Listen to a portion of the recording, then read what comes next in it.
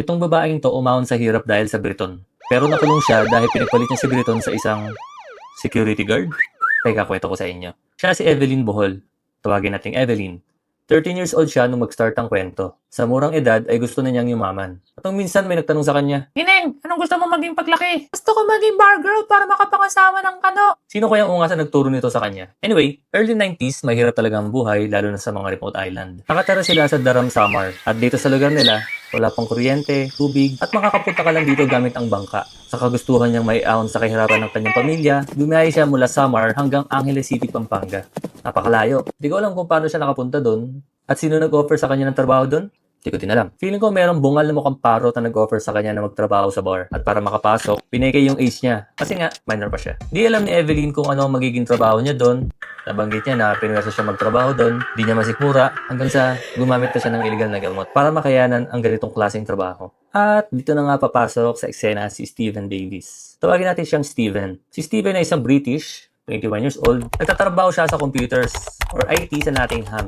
Matalino, very skilled, gwapo, matangkad, maputi, at mahilig siya sa mga tito jokes like, mais ka ba? Kasi, nagsintas ako ng sapatos kanina. Isa kang alamat, pick up! Pero tuwang-tuwa ang mga kababaihan sa kanya at gustong-gusto siya dahil sa kanyang sense of humor. Isang araw, na-offeran siya ng mas malaking sahod abroad, kaya lumipad siya mula Nottingham papuntang Hong Kong. Habang nasa Hong Kong, nagkaroon siya ng bagong libangan, sumali siya sa flying club sa Angeles City, Philippines. Dahil nga madaming bar sa Angeles City, kaya I think napadalas ang pagbisita niya dito sa Pinas. Then one night, habang nag-chill si Steven sa bar, nakita niya si Evelyn at naisip niya na, uy, positive. At ang patingin din sa kanya si Evelyn na nasabing, uy, positive. Kaya agad siyang tinable ni Steven. Possible, nagwalwal sila, nag-enjoy, at na-fall in love na sa isa't isa. At dito na napag-desisyonan ni Steven na iuwi si Evelyn at huwag nang pabalikin sa bar. Pero, hindi ganun kadali yun. Dahil hindi naman basta-basta papayag yung manager na basta-basta na lang iuwi ni Steven si Evelyn at huwag nang pabalikin sa bar. Siyempre, malaking kawalan yun sa business. Pero dahil talagang mahalan niya si Evelyn, naglabas siya ng 500 pounds bilang kabayaran para makaalis na si Evelyn sa impyernong yun. At syempre, mukhang matutupad na yung pangarap ni Evelyn na makapangasawa ng foreigner.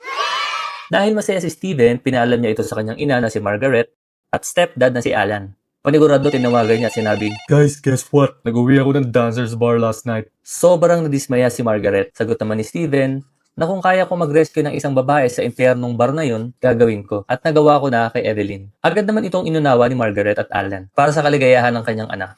Masasabi ko na, swerte si Steven sa kanyang ina. March 1997, 17 years old na si Evelyn at si Steven naman ay 27. I think di na nakapagantay si Steven kaya BAM! Nagpakasal sila sa Hong Kong. Dito unang nag-meet si Margaret at Evelyn. Makatapos ng kasal ay nagpunta sila sa Puerto Galera. Habang namamasal sila, may kakaibang napansin si Margaret. Kitang-kita niya na mahal ni Steven si Evelyn. Pero mukhang dito kayang ibalik ni Evelyn. Well, mother's instinct. Nakita din niya na hahawakan dapat ni Steven si Evelyn para alalayan. Pero umiwas si Evelyn. Para bang nandidiri siya kay Steven. Siyempre, ini si Mother Margaret. Dumaan ng ilang taon, nagkaroon sila ng dalawang anak na si Jessica at Joshua.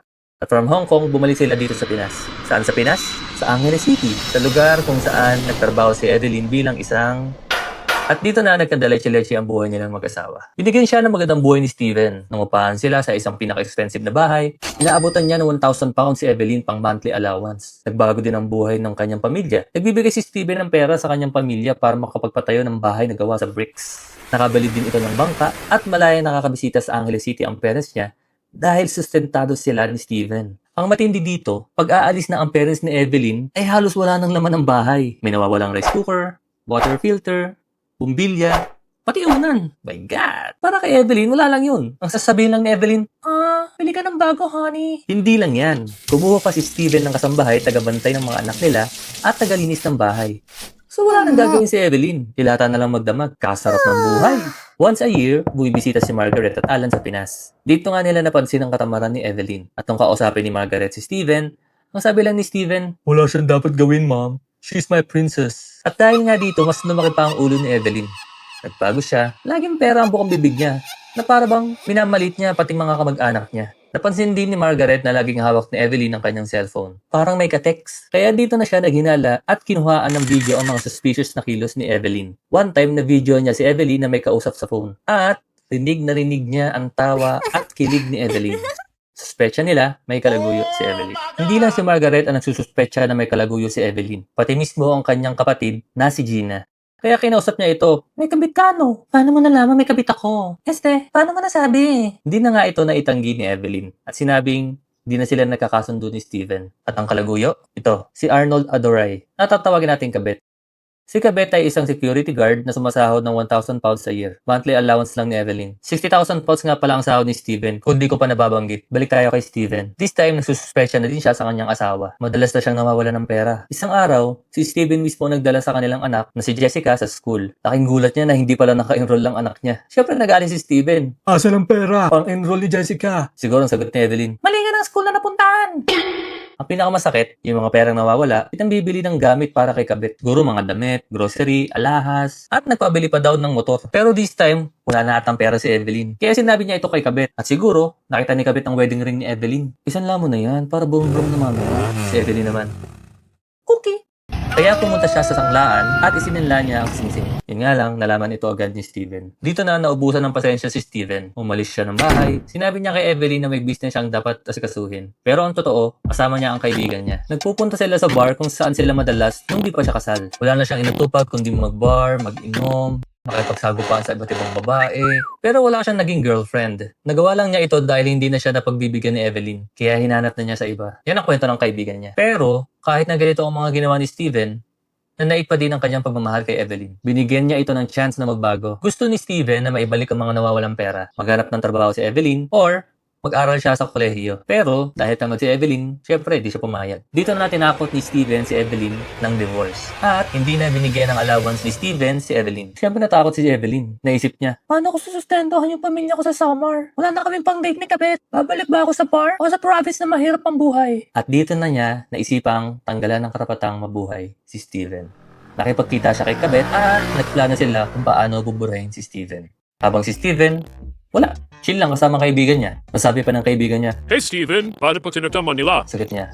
Nah, hindi nila magagawa yon. Ako ang golden goose. You forgot the moral story, Steven. Pag wala ka na, milyonaryo na sila. At nagtawanan lang sila at tinuloy ang pag-iinom. July 17, 2002, around 2:15 ng madaling araw sa Makati, dito na isinagawa ang pagpaslang kay Steven. Ayon kay Mike, business partner ni Steven, nagising siya nung makapasok ang 3 goons sa apartment nila sa Manila. Isa dito ay tinutukan siya ng bengbeng at sinabing, Ito ba? sagot ng ibang goons, hindi yan pare. At dumiretso agad sa kabilang kwarto kung saan natutulog si Steven. Nagulat si Steven nang tutukan siya at pak. 4 na beses siyang binaril. Nagtakbuhan ng mga suspect palabas ng bahay. Pagkatapos takbo agad si Mike papunta kay Steven. At nang i-check niya si Steven ay wala na itong pulso. Dito na naparaning si Mike at nagsisigaw, That killed Steven! at ang ibig niyang sabihin ay si Evelyn. Sigurado sa investigasyon ng mga pulis, nakitang hindi robbery ang balak ng mga suspect, ang target talaga ay si Steven. Nakita ding hindi sira ang pinto ng bahay. Madaling nakapasok ang mga suspect dahil may access sila sa apartment. Nireport ni Mike na meron duplicate ng susi si Evelyn sa apartment. Kaya sinubukan nilang kausapin si Evelyn. At syempre, sinabi niya, nasa bahay ako, nagtutulog-tulugan. Walang sapat na ebidensya kaya hindi pwedeng hulihin si Evelyn. Kinabukasan, tinawagan ni Mike si Margaret at sinabing wala na si Steven at maaaring sangkot si Evelyn sa krimen. Hindi agad naniwala si Margaret at Alan. Ika nga ni Alan, couple siya at mangmang. Pero hindi siya mamamaslang people. At bumiyahe agad sila papuntang Pinas. Nang dumating sa lamay si Margaret ay nakaramdam siya ng kakaiba kay Evelyn. Hindi man lang tumayo si Evelyn para lapitan sila. Nakaupo lang dun sa gilid. Hindi siya mukhang nagdurusa o malungkot sa nangyari. Ni minsan hindi nilang nakitang umiyak si Evelyn. At nang lapitan nila si Evelyn, bigla itong nagtanong, nakita niyo ba si Mike?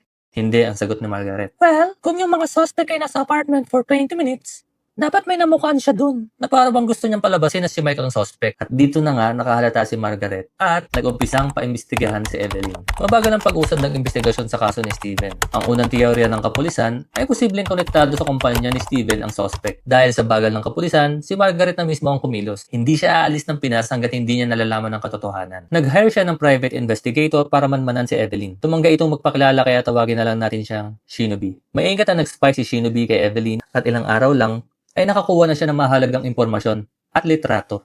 Ayon sa kanya, meron 2 lalaki na laging nabisita sa bahay ni Evelyn. Siyempre si Kabet yung isa. At yung isa naman, kaibigan ni Kabet na security guard din. Ang pangalan niya ay Alexander Dagami.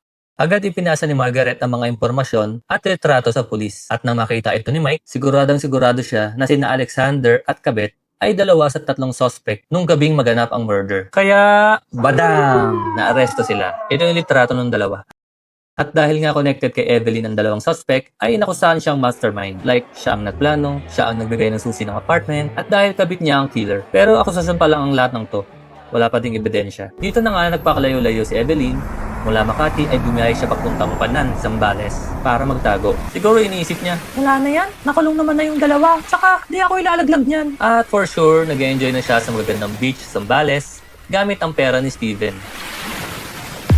Kaso kahit nasa kabilang panig na ng mundo si Margaret, hindi pa din siya tumigil sa pag-iimbestiga. Umuwi muna siya ng England kasama ang mga anak ni Steven at Evelyn. Yun kasi ang payo ng kapulisan para sa safety nila dahil hindi pa nahuhuli yung pangatlong gunman. Anyway, handa siyang ubusin ng pera niya, mapatunayan lang na sangkot si Evelyn sa pagkasawi ng kanyang anak na si Steven. Nagbayad siya sa mga tatayong witness o makakapagbigay impormasyon. Umabot sa 55,000 pounds ang nagastos niya sa kasong ito. Gusto niya ng hustisya. Well, that's pure mother's love. Kitang-kitang ina siya. At dahil nga sa effort ni Margaret, di nagtagal ay lumabas din ang katotohanan. Ang tumulong sa kanya, mga kamag-anak mismo ni Evelyn. Posibleng ito yung mga minaliit niya. May mga chikang nasagap tulad ng nasabi daw ni Evelyn na milyonaryo si Steven at kung mawawala si Steven ay makukuha niya ang lahat ng pera nito. Meron ding May kabit yan. Nagtatrabaho yan dati sa bar. hindi latest ang chika mote. Pero ang pinakamahalaga sa lahat ng chika ay alam nila kung sino ang pangatlong suspect. Suspetsya nila na ang pangatlong gunman ay si Robin Butas, brother-in-law ni Evelyn, asawa ni Gina. Nakita nilang isinama ni Evelyn si Robin sa sasakyan nung gabi at kinabukasan nga ay nabalitang wala na si Steven. Matapos ang pangyayari ay napansin nilang nagiba na ang kilos ni Robin.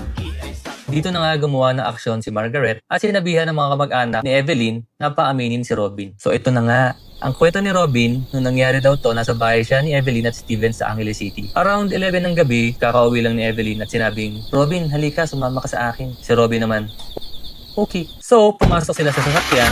Nasa loob si Gabet at Alexander. Nag-skr-skr sila, pero di niya alam kung saan sila pupunta. From Angeles City, bumiyahe sila papuntang Makati. Sinabi niya na kay Evelyn galing yung susi para makapasok sila sa bahay. At nagpaiwan daw si Evelyn sa sasakyan. Yun pala, nagsilbi na itong lookout. Ayon pa kay Robin, si Gabet ang bumaril kay Steven. At dahil sa pag-amin ni Robin na patunayang sangkot si Evelyn sa pagpaslang kay Steven, naging isa siya sa state witness, kaya hindi siya nakulong. Habang si Gabet at Alexander ay nahatulan ng murder. Pareho silang makukulong habang buhay. At dahil nga lumabas na ang katotohanan, sapat na ebidensya na to para mapatunayan ang mga akusasyon kay Evelyn. At dahil nga nagtago si Evelyn, 2 taon pa siyang nakapag-vitamin C sa Zambales. Naaresto siya sa bahay ng kaibigan niya sa Barangay Panan, Zambales, February 17, 2004. Pero syempre, upon trial, itinanggi pa din niya ang mga akusasyon at tinanggi din niya nagtatago siya sa Zambales. Sabi niya, magpa-follow up daw dapat siya sa status ng kanyang kaso. Yun nga lang nawala siya sa focus kasi hindi na niya makakasama ang mga anak niya. Pinaglaban din niya na tulog siya sa bahay nung mangyari ang krimen. Kaso biglang sumigaw yung kapitbahay niya. Nakita kita nun. Umaga ko na umuwi.